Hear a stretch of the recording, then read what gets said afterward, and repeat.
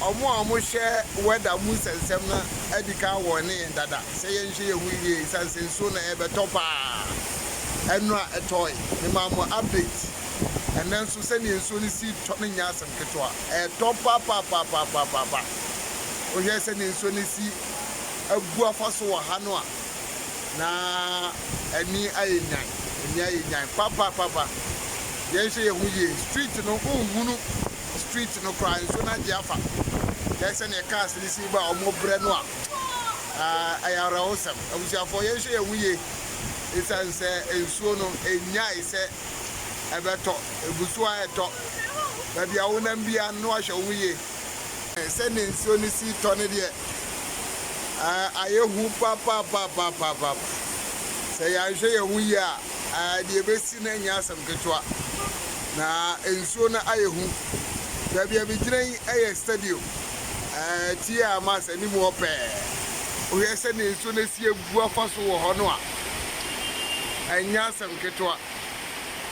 se ne ensuo na si agu afaso wo ho no anya asam ketwa kra gata ne ensuo na ye ma ewom na ensuo no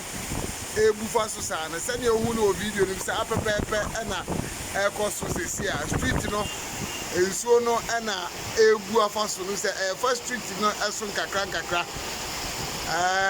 abusiafo se ne ensuo ni si tuto ne de o se ye hwe ye hu ye pa ye gates no a ye chok to se ye hwe ye hu ye a oye ne kese pa na ede bebre ohun se ne ensuo ne si agu afaso a ekot na ka yi kra osi wo ye den ontu ka yi mfiri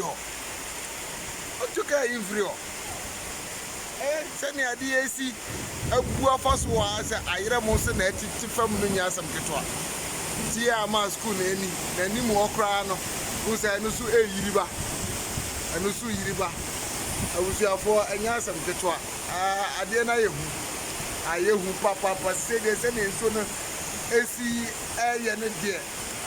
se ya nche ye hu ya asam kese pa he ka na na hu ya abusiafo ayehu se nso no ante ana enjaya de bebempa no anya asam ketwa kese ne gata edaha ayemma na ehuru faso a aya samaranko Ghana ye ni proper drainage system bia ye gates no hia se ye titim